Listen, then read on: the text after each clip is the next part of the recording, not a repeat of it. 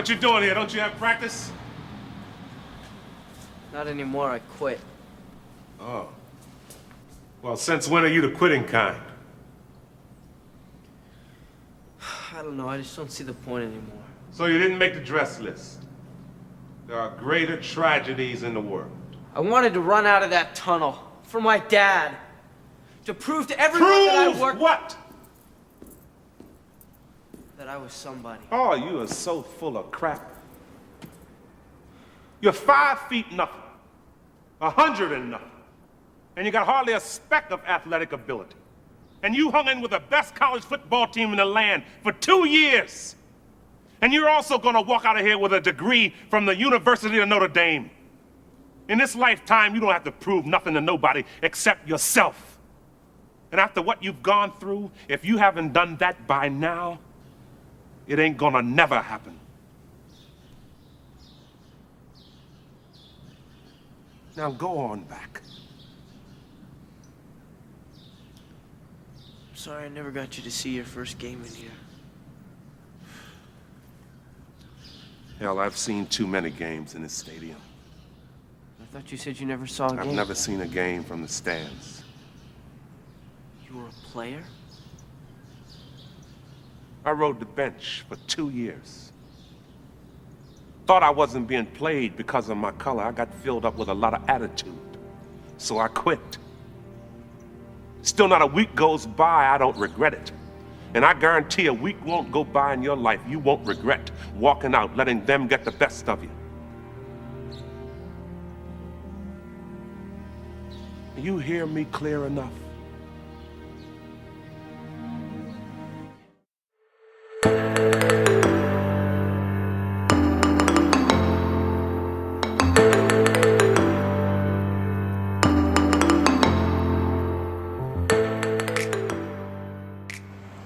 Hey guys, welcome to another episode on Host No More, helping you weed out your psychic parasites.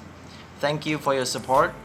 So today we'll be covering 3 solid strategies to reinforce your defense against any narcissistic abuse that you will encounter or that you are forced to endure. This will not only salvage your peace of mind and sanity, but it will also allow you to pursue meaning and purpose in your life without being hampered by ill-intentioned, spiteful people. Before we continue, be sure to check out more resources at my website. Also remember to subscribe to my YouTube channel for free weekly videos on narcissistic abuse recovery and immunity and related topics. I also do weekly live streams and dance therapy sessions on Wednesdays at GMT 2 a.m. You can also join my exclusive live stream and more movement therapy episodes at my Patreon page, live every Friday at GMT 2 a.m. So now let's start. The first strategy we are going to address is the advanced gray rock method, or the total disconnect. This involves us having no reaction, no resistance, no encouragement or invitation, no enmeshment, and no relationship at all with the narcissist. Zero involvement. Be completely neutral. Don't be bothered or affected by their actions and behavior. This passive assertion is very powerful because it does not involve our ego, which the narcissist will use as their weapon against us. Adopt infinite resilience and be prepared for attrition. Be willing to accept constant, unceasing attacks with no means of escape. Be prepared to find no plausible explanation for their behavior. Always expect much worse treatment than you would normally receive.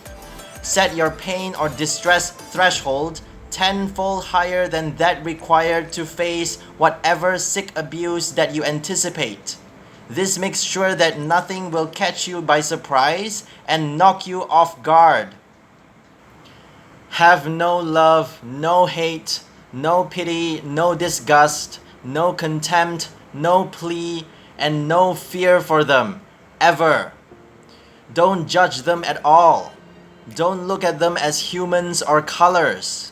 They are cursed souls, empty vessels, lifeless spirits, forever tortured by their endless need to drain the life force from other people.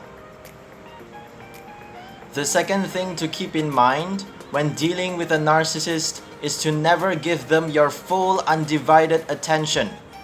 If you have to engage with them, make sure you don't let them occupy your entire mind or life by keeping busy and having other concerns. Don't give them too much importance or influence to your life. Also, keep the interaction as brief as possible. This is because what we choose to give our attention and energy to dictates our state of mind, the predicaments in our life, and subsequent physical manifestations. Citing an article from onebreath1mind.com by Sang H. Kim on the power of attention, the Buddha said, "What we think of, we become." So out of the many things that enter our mind, we need to choose what we would like to think of and ignore the rest. The ability to dismiss unimportant things or distractions and selectively concentrate on one thing is simply defined as attention.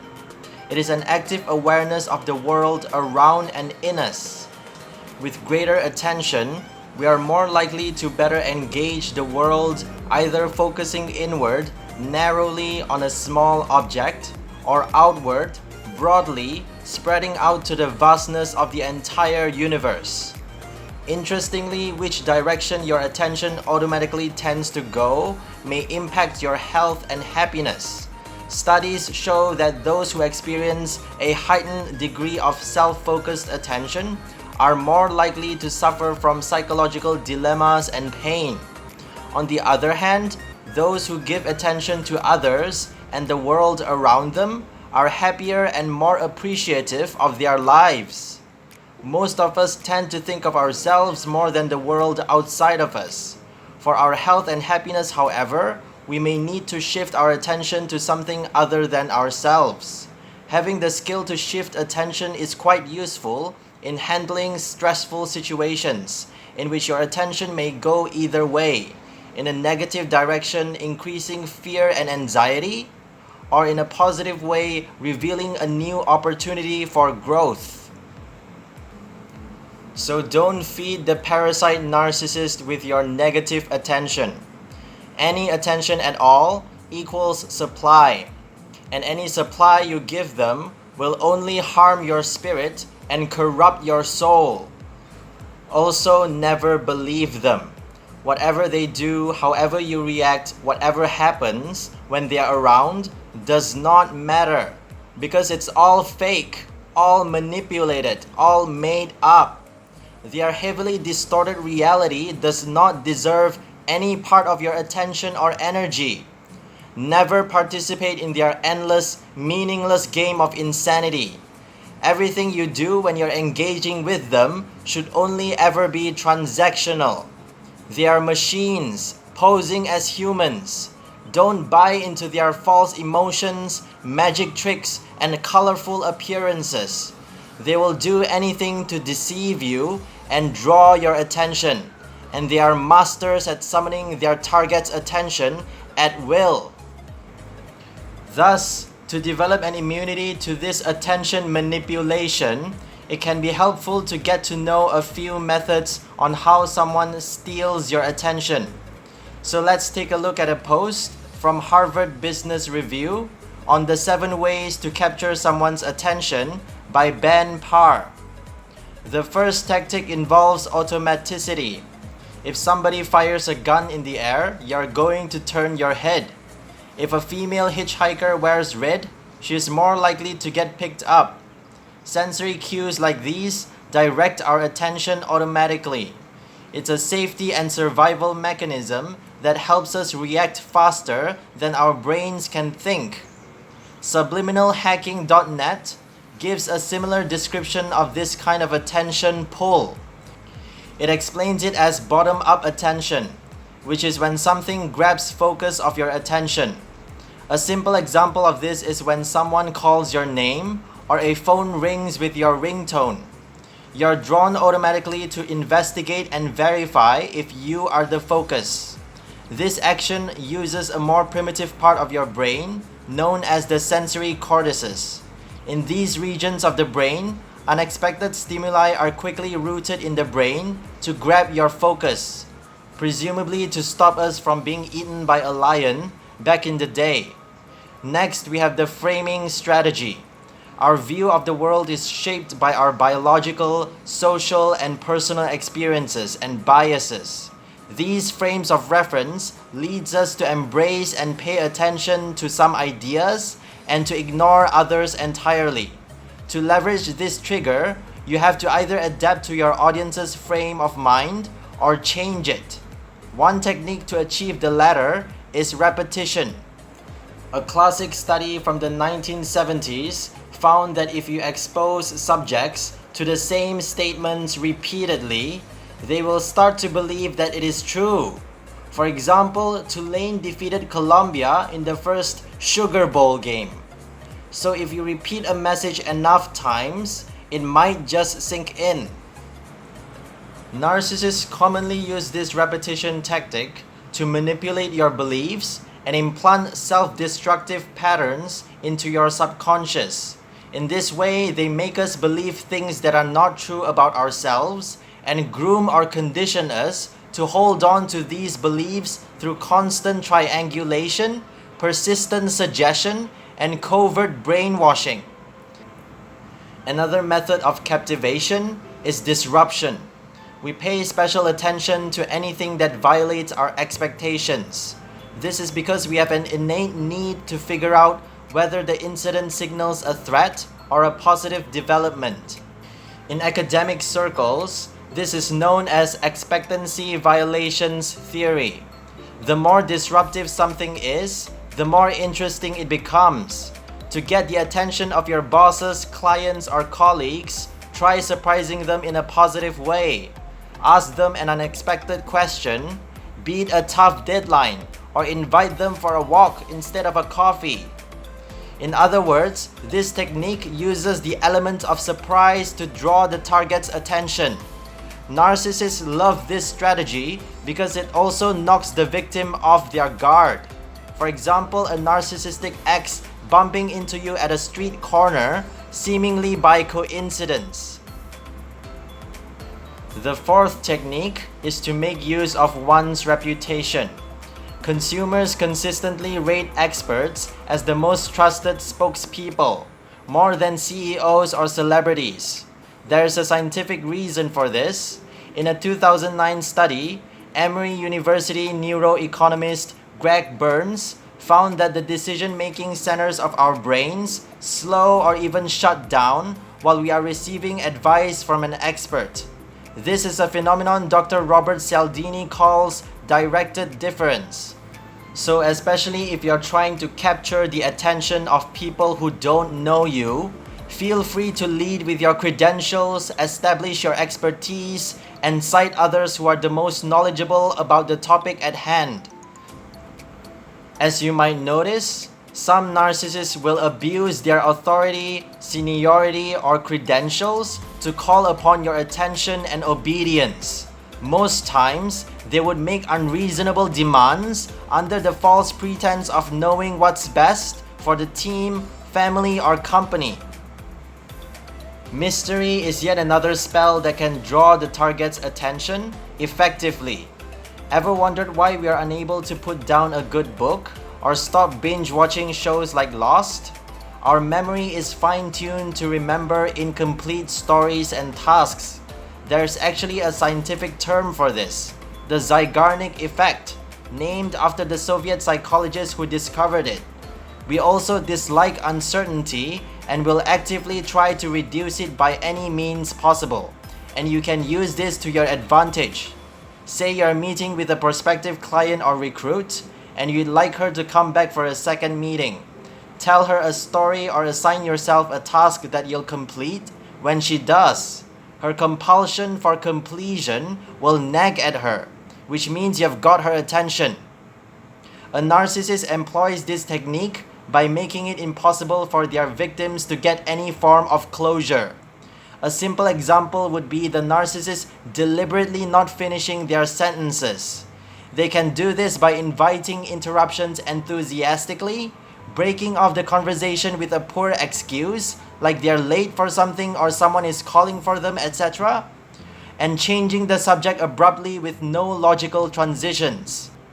Another way the narcissist attracts your attention is by engaging in passive-aggressive behavior, such as giving you the silent treatment for no apparent reason, or using hurtful sarcasm that portrays them as the victim.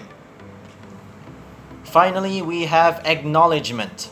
Dr. Thomas de Zengottida, a media anthropologist and author of Mediated, believes that acknowledgement or our need for validation and empathy from others is one of our most vital needs. All mammals want attention, he told me. Only human beings need acknowledgement. Key to this is a sense of belonging to a community that cares about us. Create that feeling for anyone whose attention you'd like to capture, and they'll repay you. This depicts the idealization stage of a narcissistically abusive relationship, where the narcissist will grant your every wish and fulfill all of your desires, only to demand a heavy sacrifice from you at a later date. Sometimes they will just take things from you without even asking, claiming their reward for whatever fake kindness they have offered you. Most times, they will devalue you, take away your self-esteem, murder your soul, and break your spirit until you hang on the edge of suicide, as a payment for their hard work deceiving you. Another way we can manage these attention magnets is by staying focused through mindfulness. Here, we use our 5 senses to anchor our consciousness and tune out of the narcissist's destructive frequency. We can do this by holding more importance to our 5 senses and our present physical awareness. Limit your attention and energy to any psychic disturbance, intrusive thoughts, or spiritual harassment that you encounter, despite the prospect of resolving its resulting negative effects. This might be counterintuitive at first, but the abuse loses its power when you stop feeding it with your beliefs and energy. Recovery comes easily after. This is similar to the concept of manifestation because your beliefs become your reality. This strategy requires great focus and willpower that demands regular practice. So we should basically shift our priorities and place less significance on the abuse and the abuser. This will reduce the impact they have on our lives until eventually they can no longer affect us anymore. In relation to this, I want to return to the article from onemindonebreath.com to examine the mechanics of mindfulness. There are 2 factors you can control to shift your attention: space and time. The power of attention heightens when your mind concentrates on here and now. The most prominent and concrete here space is in your body. The most imminent time is between the past and the future, which is now. In fact, when you intentionally bring your attention back to any part of your body, you are instantly here and now. Our mind tends to wander everywhere but the present, often settling more on regrets of the past or planning for the future. But the body is stuck here and now. This is a good thing because you can bring the mind to the body and anchor it. By paying attention visually and physically to a part of the body, for example to the middle of your open hand, you can contain your mind here and now. When you take a few deep breaths, it solidifies the relationship between the body and the mind, which gives you the freedom to move your attention in the direction of your choice. The power of attention is magnified when we think of I, here, and now. This method is especially powerful in the face of supernatural or psychotronic attacks, where the abuse can be so persistent and unavoidable that the target is made to feel horrifically violated and completely helpless. The first case is related to witchcraft and black magic, while the latter involves the use of advanced, secret, remote mind control technology. When one encounters such otherworldly forms of covert abuse, there can seem to be no hope of ever making it stop, whatever protective measures one tries to take. This can drive the victim to suicide, as the victim feels completely lost and begins to lose the ability to control their own minds.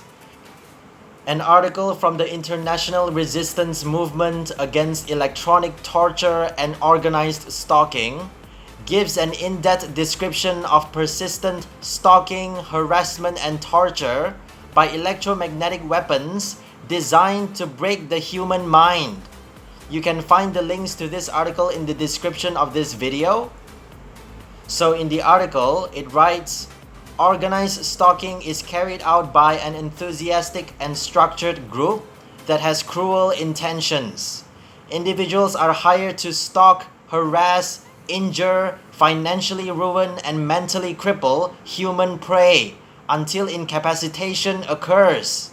What sets this crime apart is that innocents are picked off the streets. There is no getting away from the stalkers and no getting away from the unusual technology that is used to take over someone's life. Organized stalking is a sophisticated crime that follows a step-by-step process to leave the victim isolated, homeless, fearful, and ill. He or she may still be standing, but that's about it. Veiled intimidation ensures that targeted individuals are viewed by the public as free people, which they are not. They are playthings to their controllers, hostages in plain sight. Victims have limited chance of rescue because their desperate circumstances are misunderstood. Some die from the violence, some die from suicide, and the rest merely exist. Electronic harassment and electronic torture are serious crimes that use energy-emitting devices with the intention of causing harm or death. We need only think of the impact energy weapons have had on the American and Canadian diplomats in Cuba to understand how dangerous these weapons are. As with organized stalking, victims of electronic weapon use appear to be picked off the streets. Human rights justice seekers, whistleblowers, and activists may also be chosen for organized stalking, electronic harassment, and electronic torture in an effort to keep them quiet. Another source called Soul Position published a post providing some of the symptoms of a psychotronic attack or electronic harassment. The symptoms are as listed. Number 1 is losing control over your thoughts, thought patterns, feelings, and expression. The perpetrator essentially has control over your behavior. Number 2 is the use of dark NLP or neuro-linguistic programming and organized gang stalking that anchor feelings to certain words, certain colors, certain types of people or objects, creating the illusion of guilt and frustration. Number 3 is hypnotic trigger words that results in specific sensations, feelings, or behaviors brought on by psychotronic attacks. They can also create voices inside your head using V2K or voice-to-skull devices. Number 4 is monitoring your attention, both where to look and what to think about, and in what terms, through remote neural influences and subliminal ELF or extremely low frequency waves from cell towers and other transmission points. Number 5 is real-time mind reading and thought broadcasting. Sometimes they can even anticipate the target's mental monologue verbatim. Other related signs include the erasing and altering of thoughts and memories, short-term memory problems, induced memories, and synthetic associations to those false memories that are believed to be made by intelligence supercomputers. Number 6 is induced dreams or manipulation of dreams, as well as disturbing visions, thoughts, and imagery. Number 7 is sleep disorders and sleep deprivation. This is sometimes accompanied with temporary induced paralysis or microcomas to force trauma, visions, sounds, and a fear of sleep into the victim's subconscious.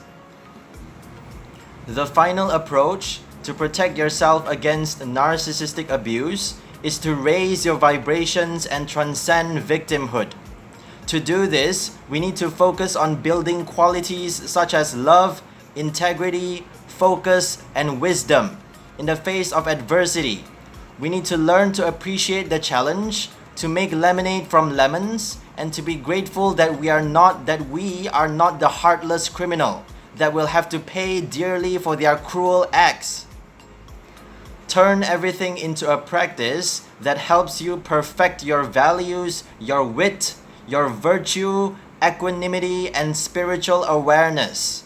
Return vice with faith in the infinite power of loving kindness to ourselves and impersonal sympathy towards the abuser.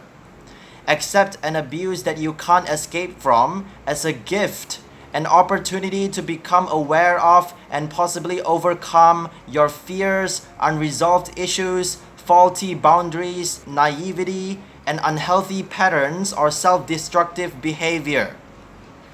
This approach, paired with the total detachment and indifference to the narcissist, works well against psychic attacks. mkprojects.com defines psychic attacks as the manipulation of supernatural energies and forces. Psychic attacks occur when dark and negative energetic vibrations are sent from one individual to another individual or place, creating disturbances in the energetic and physical bodies of the person or place. This negative energy can be called a spirit, an entity, a thought form, or a dark negative energy. Each of these energies can create harmful effects within the person receiving them. Not everything that's considered difficult in a person's life is the result of a psychic attack. But psychic attacks do happen, and they happen more often today than ever before. You will hear some people say that negative energies and psychic attacks don't exist and cannot happen if you don't believe in them or give them energy by paying attention to them. This is not true. Problems can and do happen as a result of the negative energies and psychic attacks. Recently, mothers have contacted me at mkprojects.com about their teenagers who are practicing bits of black magic, wanting to know how to help their children. There are many different symptoms that can indicate negative and dark psychic energies, spirits, or entities.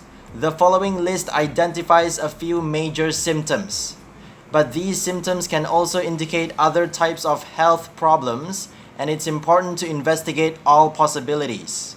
The list goes: suddenly acting out of character, major changes in behavior for no reason, a loss of memory, major changes in clarity of thinking or analytical ability, sudden ongoing fatigue for no apparent reason, icy cold feeling on part or all of your body, hearing voices, recurrent or frequent nightmares, strange or recurring accidents, feeling someone is watching you, a discomfort or fear in a specific room or area in your home or office, a loss of self-confidence, a sudden loss of energy, sudden illnesses that elude diagnosis, sensing a presence, sensing a large pair of eyes watching you or following you, sudden depression without an apparent cause, seeming ongoing bad luck, irrational fear, anger, or sorrow, and a negative obsessive thought, desire, or fetish that won't go away. So if you believe you're under psychic attacks or electronic harassment and gang stalking, I encourage you to look online for physical measures to take to defend yourself against these dark forces and dangerous threats. There are plenty of mind control and psychic attack victims all around the world today. Don't take the matter lightly. Educate yourself and try all the solutions until you find the ones that work best for you. Keep healing yourself, keep meditating, and keep a healthy mind to stay protected from any negative energies coming your way. When it gets too much, distract yourself until you regain your inner equilibrium. Do whatever you need to stay sane. So that's all for this episode, guys. Make sure you subscribe to my YouTube channel for more videos. And check out my website at hostnomore.org for coaching, support, and other resources. You can also get more video package deals at my Patreon page. I also have a Facebook page and a Quora profile dedicated to narcissistic abuse survivors, which I've included in the description of this video. Finally, I hope to see you at my live streams on Wednesdays and Fridays at GMT 2 a.m. Stay mindful, peaceful, and powerful, and may inner peace be with you. Until next time, bye! Light it up, light it up, light it up. Light it up, light it up, light it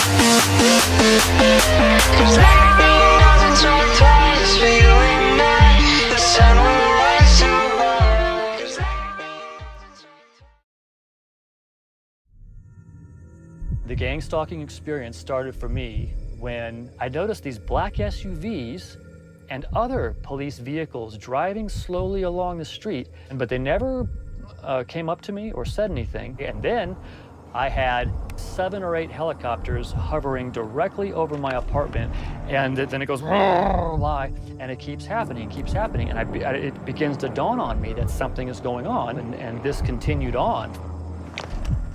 Here comes the gang stalking helicopter. Here he comes.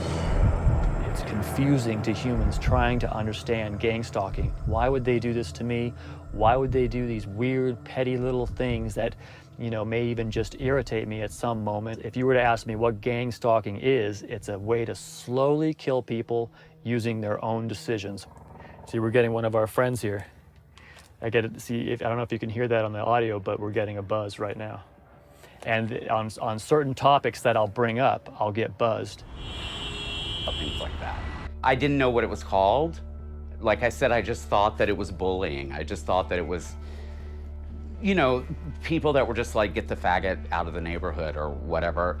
When 20 or 30 cars are hazing you on the freeway, behind you, in front of you, on both sides of you, completely controlling how fast you go, whether you exit, whatever you do, this is something bigger than that.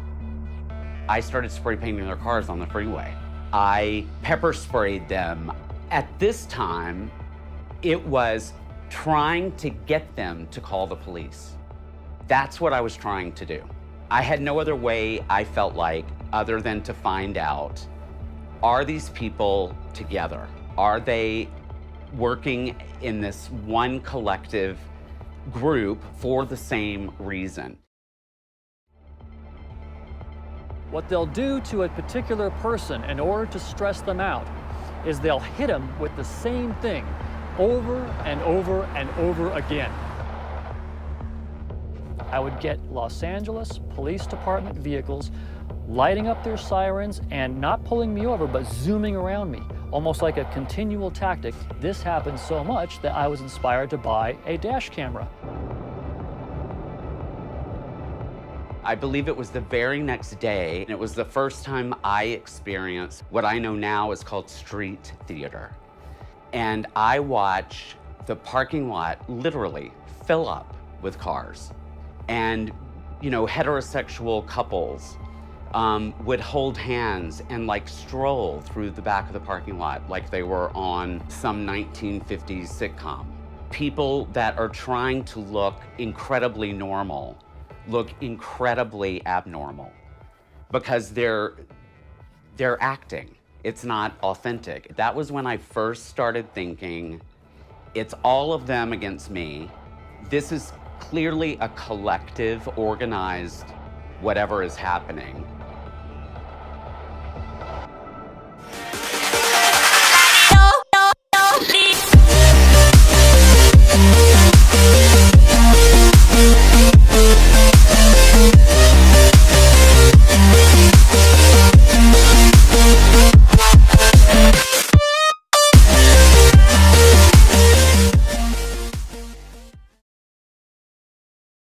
There's countermeasures, but you have to go to a trained professional to find out what they are, so your situation is not hopeless. Yes, it's not a norm of this business, but I do probably receive at least one call a month for electronic harassment or something to that effect.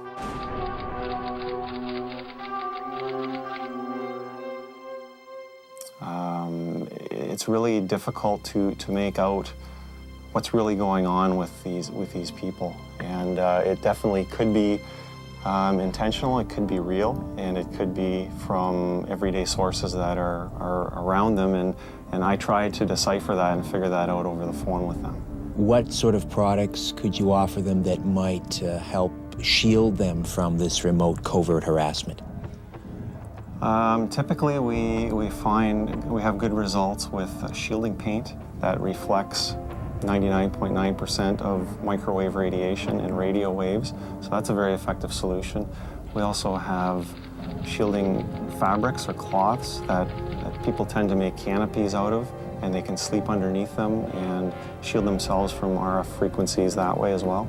What I would suggest is to look on the internet and find a private investigator who specializes in electronic harassment. And all you have to do is Google electronic harassment, and there's lots of different companies all over the country that specialize in electronic harassment. Their protocol in this particular situation is to drive the person to self-destruction. More people are being singled out daily. More people are being targeted in the US, in Canada. This is a worldwide scenario. In order to assess the case for covert electronic harassment presented by our two alleged victims tonight, we need to ask ourselves two questions. First, do these electronic devices and directed energy weapons exist? I believe the answer is yes. Secondly, have governments and intelligence groups demonstrated a willingness to target their own citizens for covert experimentation, sometimes resulting in serious harm or even death? The answer, again, a clear yes.